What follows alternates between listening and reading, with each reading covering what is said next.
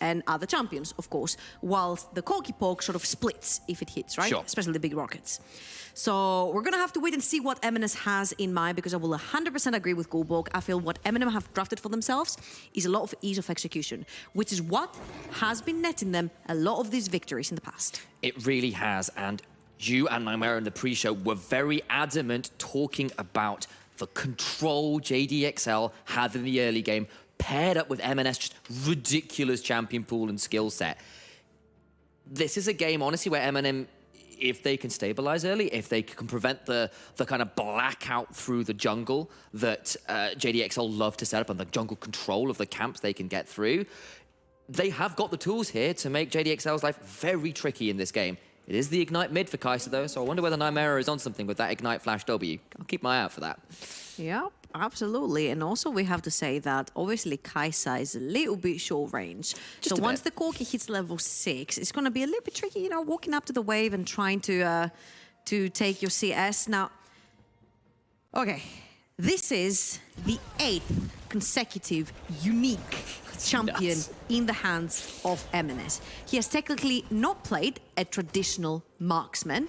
This is a traditional marksman. It is. It's Kai'Sa. It's mainly played down the bot lane. It's one of the very first times that we see it played in the mid lane, and he has started towards the longsword as well. So this might not actually be the full AP Kai'Sa we're expecting. He's also playing Hail of Blades. So I'm looking at Dan, and I'm looking at MNS, and I'm looking at them roaming the map together and trying to create a lot of pressure, especially Halo Blades early into the game. The 1, 2, 3 hurts a lot. You've got the Ignite, you've got the AP damage together with the Volibear as well. I think it's a pretty good duo into the one Corky, where Corky cannot really brawl too much in the early game.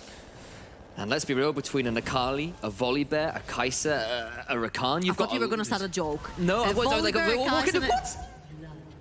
No. Okay, I looked away for 1 second. I looked at your face, and MNS flashes under the tower at level 2 with Ignite and murders Roll Cannon.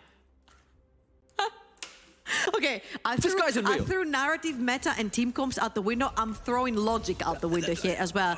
If we have the replay from the observers, I would love to see that, because I looked away for 1 second to look at you. You turned away for 1 second to look at me, and then it's like, that's it. Yeah, that's it, my boy. So, last minion dies. No, he doesn't. And oh, it just W's him in the face. Yeah. W, Ignite, fully isolated Icathian rain, and when it rains, it pours. And MNS... you also see the Halo Blades. It was the 1, 2, 3 pop. Absolutely. Reminder, MNS is currently on over 2 solo kills a game. He's at something like 18 or something like that right now. Utterly unreal. That's disgusting. Like, this guy has been smurfing on the league for the longest time. I wanted to fight the fact this guy's looking like the MVP candidate. 8 champions in 8 games with that kind of stats is just unreal. As Babista takes a lot of damage, he's just dead. What? Both solo lanes get solo kills. No, but that... Babista, you can't do that, my friend. You cannot just dive a tower and expect that the tower will not hate you. Kanna's gonna roam up here with the Ghost running, and he might try and get that snip off. Throws down the Hallowed Mist. Doesn't quite get it. Takes a lot of damage. The Ayaya start flying. One more tower shot will not come through, and Kanna does pick that up. So at least... Wait, mid lane. No. Sure. No. He's behind his Raptor pit. It is nearly just 4 minutes into the game. That is completely illegal. Okay, let's slow down a little bit. So you see Kikis and Dan, what have we been saying about this duo? Kikis role swaps from jungle to support, and we have also talked with Dan, and he's like, I don't necessarily have to communicate too much with Kikis. He knows exactly what I want to do and how I want to do it, and now you see how they're coming together, how their thoughts align, how they want to play the game. And we have Kikis following Dan around the map. Now you have a fed Kai'Sa who's 10 CS up, has gone back, has bought the Serrated Dirk. You know how much I hate the Serrated Dirk just because of how overpowered it is for the price and how much of a spike it is for any AD champion to purchase that. Not only that, Dan has got his tier 2 boots, so we have that mid-jungle duo popping off very early into the game, and a mistake from Babista on the tops of the map, which donates crazy kill on the Akali as well. This is looking very green, because we have been giving props to MNM for how clean the early game strats have been, but it doesn't look that way on this one. Christ takes a bit of a chunk there from the decimating strike, and I was trying to set up a little bit of a narrative for his chat, saying, look, JDXL super good at controlling the jungle, getting M&S rolling, but MNM also been really good in the early game, and instead, JDXL have been putting on a clinic about controlling the jungle early, about getting M&S rolling, and MNM need to stabilize now before it all falls apart. And honestly, it all comes down to pressure from M&S, right? Because when you have mid lane pressure, when you have taken down your opponent, when that opponent has used their TP, they know how difficult it is to try and pressure a lane. Because once your teleport is down, you cannot pressure too hard. Because if you die again, you lose a lot of CS, which has been the case, as you can see, 10 CS difference in the mid lane between M&S and Royal Canin, which means Royal Canin cannot necessarily be too much of help to his jungler, and Dan can do whatever the heck he wants. M&S has got the Ignite. He's got himself a... not the void Honestly, stick, it's the he could have taken killer that instinct. out. Yeah, He could have taken that out. Yeah, exactly. He could have gone for the killer instinct there. But he doesn't have the flash, and then Corki with flash and Valkyrie. Yeah, probably gets away. It's fine. We take the pressure because that pressure has netted them a dragon, which is an infernal dragon. It has netted them pressure into the jungle where Dan is walking in right now. And Bobista, he'll be fine. He ults away. Kana is also right there, and Kryze could be in trouble because he has no ultimate available. He does not, but Kana takes a tower shot there, which makes things a bit frustrating. It'll just be Kana coming in to clear out this wave. That top lane tier 2 is a little bit frisky. It's attacking people. No? Why is it attacking people? What's it done? I don't know. It's just, I don't know. They might be walking into range. Gotta be that. Yeah. Just either way, it's going to be a little bit of a deficit right now for Kryze, who did, of course, lose that wave when he died from the dive from Kana, but is doing just fine. M&S is healthily ahead in this mid lane, and is just continuing to be obnoxious as Zamalek is debating going for this 1v1 with Mishigu, though I think he took a bit more minion damage than he was hoping for there. The hot forward, that's going to be Zamalek flashing away, just dies. Mishigu's Ezreal, too clean, man.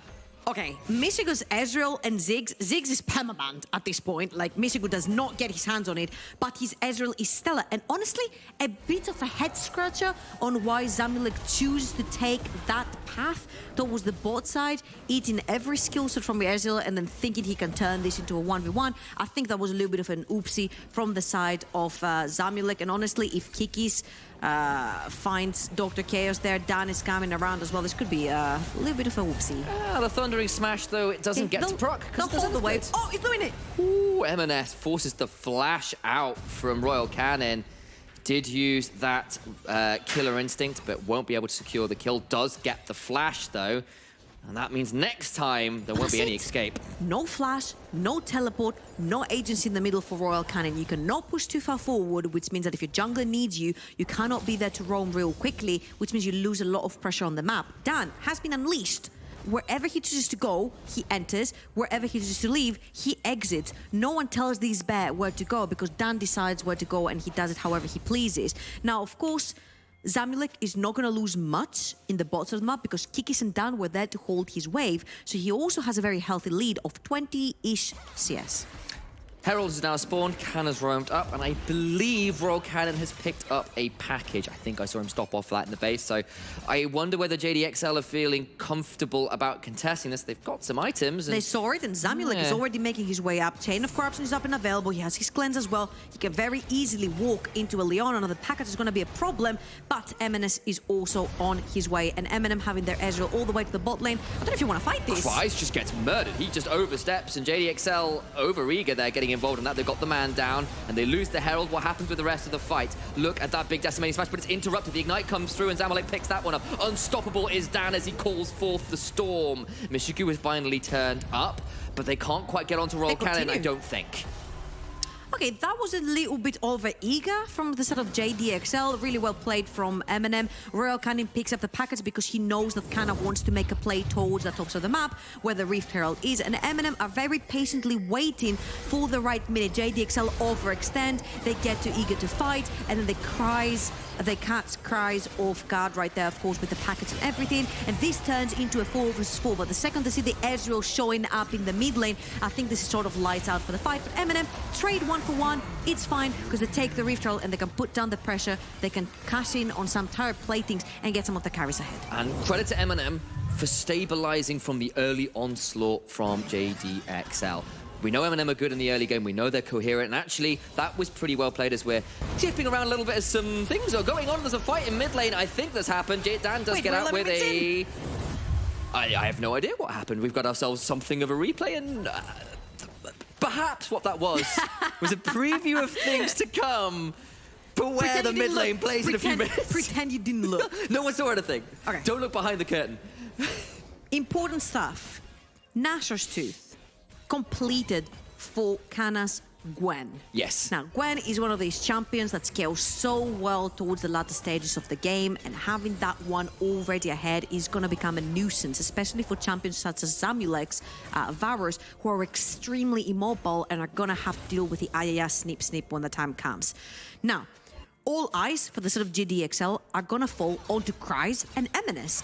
Are they going to be able to assassinate the backline? Because the backline for MNM are pretty slippery. You've got Corki, who's got Valkyrie, you've got Michigo on the Ezreal, who's got Arcane Shift, and also Eliona, who can also peel for them. So it is a question of, are MNM going to be able to play the peeling game correct? And is JDXL going to overstep their boundaries again, trying to overreach and create an engage for them? They're going to try and get in the mid lane. I think this might have been the play. We got a little bit of a teaser off earlier. Dan gets out, Kickers gets the quickness, and they do get out alive. Very proactive mid-game play by the side of MNM. What this is going to net them is a dragon. They take Dan really low. They burn his ultimate. They burn his flash. That means that bot side river belongs now to MNM because the smite holder for JDXL cannot pass. So very good stuff. Very aggressive playstyle by Bobista, who has managed to still stay ahead after a very dodgy level 3, level 4, I would say, underneath the tower. I think MNM Kickis needs are to on be even footing. A bit problematic there. Gets a decent knock-up for flashing away. Doesn't have anyone to battle down to right now and will surely just fall to another rocket. Surely Kana gets the snip and cuts Rakan down to size. Top side though, got ourselves another place. Babista gonna get stunned up. That's Kryze out behind him, trying to prevent any easy escape. The Ignite's coming through. Damage in the middle, somewhere down the bottom. Zamalek died as well, you're right. And that actually means 2 for 1 in favor of MNM as Dan takes a lot of damage from the towers, but Babista won't be able to catch up. And the kill score is now even, and the gold is only 400 in the favor of JDXL. Well, this is disastrous for the side of JDXL. Yes. MNM are doing a fantastic job at hitting them where it hurts. They dive Zamalek. We mentioned how impossible it is to get away from the Gwen. So they take Kana's overfed Gwen down the bot lane. They dive Zamalek. They cash in a bunch of turret plating onto Michigo's Ezreal as well, whilst also catching Kikis off guard and banning his flash. So bot lane flash from the sort of GDXL burnt and their lives taken as well. Again, Zamalek oversteps his welcome. He's trying to help his support, and the second that they see that he's all alone, Michigo has already taken him really low, kind of pops the Rift Herald, and actually Michigo just solo kills him again. Yeah. 2 solo kills for the bot laner, trying to show MNS exactly how it's done, and that leaves us with a game that is very close indeed. MNM is going to have to show how this Kai'Sa works right now, because I think JDXL really need it at this point. They really do. Kai'Sa managed to secure herself a 3rd plate. That's great news, but the fact this game is so close that JDXL's seemingly unstoppable start to this game was stymied so well. They got so much off the Herald, the fact they're now close. We now have to see how JDXL do when they are left in a more even game step, when they don't have the same jungle control that they're used to, when potentially MNM can do to them what JDXL have done to so many others. Oh, look at the position of Obista though. He's stepped behind enemy line. He's trying to do the same thing that he did before. He's not going to catch anyone this time. Just a drive-by coming along, but waving honestly, hands. The pressure, the second the Scion goes into fog of war, he suddenly becomes an assassin. He appears in your backline, and Bobista is being a complete nuisance whilst also not falling too far behind the Akali in terms of CS and gold. And at this point, it doesn't matter too much, because all he needs to be is a nuisance. All he needs to be is a rock in front of his carries, and he's doing just that whilst creating a bunch of opportunities, burning flashes on the opponent team, and creating this sort of pressure in the mid lane, which is so important, especially if you want to take control of the river. Absolutely. The opportunity cost for that unstoppable onslaught, though, was, of course, the fact he had to teleport towards that top lane tower. But he's a Scion. He can roam down towards the river pretty damn quickly. As Kryze continuing to be obnoxious. He's like, yeah, here. sure, tickle me. Yeah. I mean, it'll get a little different once he gets the Rift Maker. There we go. That's the name of that item, which does allow Akali to trade a bit heavier into tanks, but not there yet. And 4-man top lane for the side of JDXL. They've pulled their 2 engages up top. Kiki's on the Rakan, Dan on that Volibear, and MNS on the Akali. There is no ultimate on Mobista to run away Shots from down it. The tower. There's no way out. Knocked up, knocked down. MNS gets the kill in the mid lane. They're going to try and get him to Zamalek, who's just dead to rights. 1 for 1 across the map. Yeah, Yeah, but at what cost? I'm asking at what cost, JDXL? You're losing your mid lane tower, which is so important. Yes, you picked on a 0 and 4 Sion. But look on the other side. Is Dan going to be able to get anything here? They're going to get onto Dr. Chaos, who doesn't have a flash, gets knocked up, and will go down to Dan, who picks that one up. So he does come at the cost of another kill. I'll say worth. Probably. Unless JDXL can manage to push in the mid lane, I say worth, because Kana is there, Michiku is also there. They're not diveable at this point. They're going to be able to push away this wave. MNS really does hurt. Actually... Oh my god, he's going to go try and get the kill. Can't quite get it. That Gwen immune was nearly there. Look at the Ignite. Gets it, and that's a shutdown as well. MNS is just too damn good. Yep, MNS woke up today and he chose violence yet again. Now this is something that is actually worth for JDXL. Zamulek wants to take his luck, this time with Royal Cannon. I don't know if you win any of those, buddy, I'm sorry. I appreciate the confidence. You see what this guy could do on Varus? Man. Just this game, he's been bullied a little bit, and there's a couple of solo kills which have gone against him this time out. We're left with about 15 seconds until this Drake spawn. Real quickly. Yes. Let's set them up. Okay. So both mid lane towers have fallen, which means that both teams are going to be fighting for mid lane pressure. You push down the wave, that gives you a bunch of entrance from the mid side towards that river to fight for that dragon. Now, of course, it's just the second dragon of the game, right? You don't necessarily have to fight if you don't have the setup for it. However, Kreis has already backed. Now, whether he chooses to push his teleport towards the top side of the map or the bottom of the map is going to be the telltale of where JDXL want to pull the trigger. He's not using the teleport top, so I'm thinking JDXL really want to go for the second dragon right here. There was no setup of wards behind the dragon pit, and MNM have the push in the mid lane. They do. Or they're trying to have They're trying to get the push in mid lane. Kanna is there, but Vista has roamed down. Akali has stayed top. Kreis does have the teleport and can join. And this would only be the second dragon for either team, so there is some value to potentially giving it up. MNM currently holding court in the river. Okay, look at the dragon. There's the teleport. That's a very difficult one as Kikis goes in, gets the double grand entrance. Big engage, but the damage for Kikis is so high. He gets knocked down straight away. Kreis goes in the backline, eviscerates Michiku and gets a second. MNS gets one kill, and he's going to continue flying forwards. MNS won't manage to get that one, but Royal Cannon is left to run away from MNS, who is bringing the purple rain. You can rename him to Prince. He's looking for another hit, and he'll take the crown away from Royal Cannon. He was next in line to the throne anyway. Okay, I have no idea how MNM pulled that magic trick where they all disappeared at the same time. So Kikis gets a fantastic triple taunt into knockup, but he dies instantly. But look at Kreis, look at Zamulek. They do all the damage when everyone is bunched up. Akali does a lot of AoE damage with the Q, and then also you have MNS, who does a lot of AoE damage together with Zamulek's Varus. So whilst MNM was too busy getting CC'd and trying to kill Kikis to get revenge for that CC, all three carries from the set of JDXL were free reigning. So many opportunities. Look at that also. He gives him the KDA. He's like, yeah, you get it, It's yours, mate, yeah. You're like 5-0 and 4. It's fine. They're going to keep trying, but Vista, the tank, the one who's supposed to survive, does manage to flash out. Hey, he does survive. Stays alive. He does, in fact, do that. So, you know what? Well done. You managed to do exactly what you were supposed to do on the turn. Now, MNM are trying to pull the same trick towards Kreis. Kreis does have his ultimate available. No flash, of course, he's running the Ignite teleport. And there's 3 members of MNM up top. I think Kreis has sort of smelled what's happening right there. He's in a lot of trouble here. Does have Shroud, does have Shuriken. And I think he's wisely going to run away. Don't have the most ways to lock down the Akali, at least. But now there's a Stormbringer, and they're just going to die for this guy. He's just going to go at it. Okay, there's the Ignite. So fight. much damage. They're going to try and get the damage onto Kikis, who takes exactly the right amount of turret shots and survives beyond it. That's a bounty in the top side. MNS quickly runs away with the supercharge to avoid taking any more Scion damage, but easy dive, easy kill. Another kill into the pockets of MNS. He's going to take the tier 2 bot side as well. I'm going to say this is not the cleanest game we have seen from JDXL, but they are keeping the pressure up, and Kreis is respecting the fact that this entire team is towards the bot side of the map. Now, let's take a look at the items and what's coming up next, because the dragon is quite far away. It's 3 minutes, but there is a bunch of vision that has been removed from the side of MNM due to the fact that they've lost so many towers. 2 towers down bot lane and the T1s mid and top, meaning that Dr. Chaos needs to be face-checking quite a bit to get a little bit more of deep pressure and vision towards the JDXL territory. Gwen has managed to get the second item. That's big news. Has got the Rift Maker now, so that's good news. But that's Maybe complete. But there's got to look at MNS right now as well, who's gone for the Nash, has just completed the leaders, as I complete about it. Has got, he's sold off that Serrated Dirt now that he's already at the AD threshold to get the Q upgrades. So don't need that anymore. He's converted over to the AP build.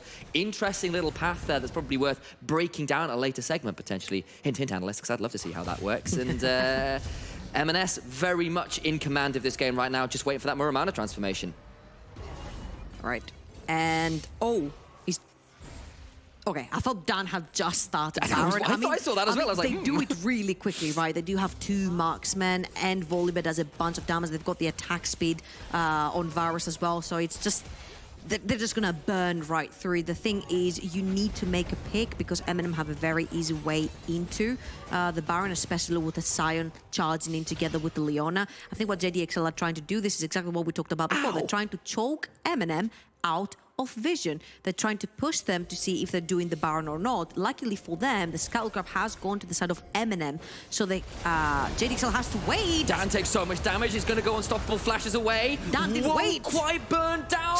True Shot Barrage secures the kill, and that is a big pickup. I don't know whether they're quite confident enough to push for anything more, but a feel-good moment for MNM, who had a few plays go against them in a row there. I was just saying, JDXL have to wait for that Scuttlecrab vision to go down so they can bait people in. They're diving the Scion though, and MNS has already got a few of these. They get the Unstoppable. They're going to try and get that final Icathian Rain, and they do so. More like acid rain at this point. Talk about global warming. MNS is destroying them right now. I like that one. I'll give you that one. All right, so JDXL managed to find yet another victim, which is the usual suspect, Mobista. At least in this game. Oh Lord, the poor guy. All right, third dragon possible soul point for JDXL is going to be, of course, the Cloud Dragon, and the entirety of JDXL are speedrunning towards the bot side of the map. Now, of course, they know that they don't have the Sion from the side of MNM, which means it's really hard to face check. You're going to have the Leona trying to face check, but what Dr. Chaos is doing very well right here is he's trying to take some agency towards the top side of the map, which is the Baron. So even if they give JDXL soul point, they will at least be able to find a fight around the Baron area. Have they not been spotted? They're gonna manage to get on top of him. He's gonna have a battle dance away, but he's gonna have to go golden first. I think that's just gonna be Kikis down for the count. Gets out for now. He's alive, and in goes Christ. Deletes Dr. Chaos, who's put straight into the dirt. Double kill for the Akali. Doesn't fall in return. Avoids the True Shot Barrage. Cannon gets it in return, but the killer instinct from MNS. Of course, it's MNS who's continuing to run through them all. 20 kills to 9 in 23 minutes. It's Baron o'clock, baby. That was so well played. At the start, I was like, JDXL, you have so much vision in the jungle. How did you not know that there? Kikis gets away with a sliver of health. And again, I think Cries on the Akali has been freaking spectacular. Yes, MNS has the KDA, but I think Cries has been instrumental this game. Look at him. He comes back from the side, targets Dr. Chaos, gets straight into the backline when he kills Dr. Chaos, straight onto Kana. Then he's going to charge towards Mishiku on the side as well. He does so much for this fight until he's taken out by Royal Cannon. And once Cries is down, MNS is going to jump in to finish the job. And guess who has been auto-attacking the entire time without being interrupted? Zamalek. The moment you burn those escape tools, there's someone else to chase you down. You run from the Akali, and MNS just pulls the killer instinct straight after 8-0-6, 4 items, 5-3-5 on the Akali. How good Cries is? He's playing the LEC. Yeah. Oh wow, I didn't realize that. Yeah. This guy's pretty good. He's pretty darn good, not gonna lie. I mean, he's inched away from a stopwatch as well. They've all got the playmaking tools, and with the Baron and Soul Point to their name, JDXL. Yes, MNM threw a few counter punches, but at this point, it's feeling pretty difficult. Angry. Oh yeah, he's popping the angry bee right there. He's mad. He's died a couple times to solo kills. He's got a right to be angry. He's got the right to be very mad here. Bobista. And Bobista, mate. That's the wrong way. way, Bobista. That is the wrong way. You have to laugh, because if you won't, you'll cries instead. Yes, I made that pun. I'm sorry. Well, oh my God, M&S! No! You don't get a 1v3 solo kill versus a Gwen on 3 items. Does manage to get one back, and now Cannon can maybe run people down. The Ignite will allow that one to get back. But M&S, my lord, Dan is just going to murder Ballista. Okay, that's what's going on there, because of course the Signer chased away beforehand, and that's at least one Baron off the table, but it came at the cost of 3 members of MNM. Yeah, they're going to take tier 2 mid lane. Now, Kikis is not at his healthiest to keep himself behind Zamulek to protect his AD carry, but Zamulek is going to take a few hits. Honestly, what Bobista did there, the fact that he pulled away Dan from this whole equation, I think it was pretty clever, because now you're taking a bunch of time off of that Baron buff. The only thing that JDXL has found so far from that Baron buff is that tier 2 mid lane tower. So I think this is the least of your worries if you're MNM. If you're just losing your tier 2 mid, that's fine. You didn't lose an inhibitor, you didn't lose an inhibitor tower, and now you have to wait for these death times as well, because you lost MNS, who's one of your carries that you need there to team fight. And here we have it. This game is very much in JDXL's favor at this point. They're up 9,000 or so gold. They are 26 minutes into the game. It's not even that late yet, and they're at 4 items on everybody who matters, it feels like. Rageblade just got completed by Zamalek. Okay, you say 4 items on anyone who matters? The only one is M&S. I realized, okay, I thought I saw it in inventory for Cries and realized that's just the arm guard, so he's not quite there as well. You're a little bit biased here, okay? No, fair. You know, I take that. That was a hyperbole is what that was. Either way, Royal Cannon gonna have to Valk away from this turret. Sorry for breathing underneath my tower, by the way. Yeah. Okay, well, maybe Cries maybe has to be a little bit sorry about the temerity to try and take that tower himself. Takes a big rocket to the face, but in goes M&S. No! He's done it again. What was that? He hits another W, and he's just hitting like a nuclear warhead. It's a satellite from up in orbit, just dropping death lasers at Cries this point. is TPing back. Oh my lord! Void Seekers dropping Royal Cannon straight into the void, and when Kai'Sa stares back, you fall to the ground, straight dead. It's another for M&S. Of course, it's M&S. And they're going to get that triple to end the game out. Bow down and pray. M&S is here to show you why he is the best damn player in the league. JDXL will tie with X7 for first place. Wow. That was honestly a performance. The early game, not the cleanest. Honestly, I think JDXL were just having a little bit of fun. It was a happy game for them, and they were happy.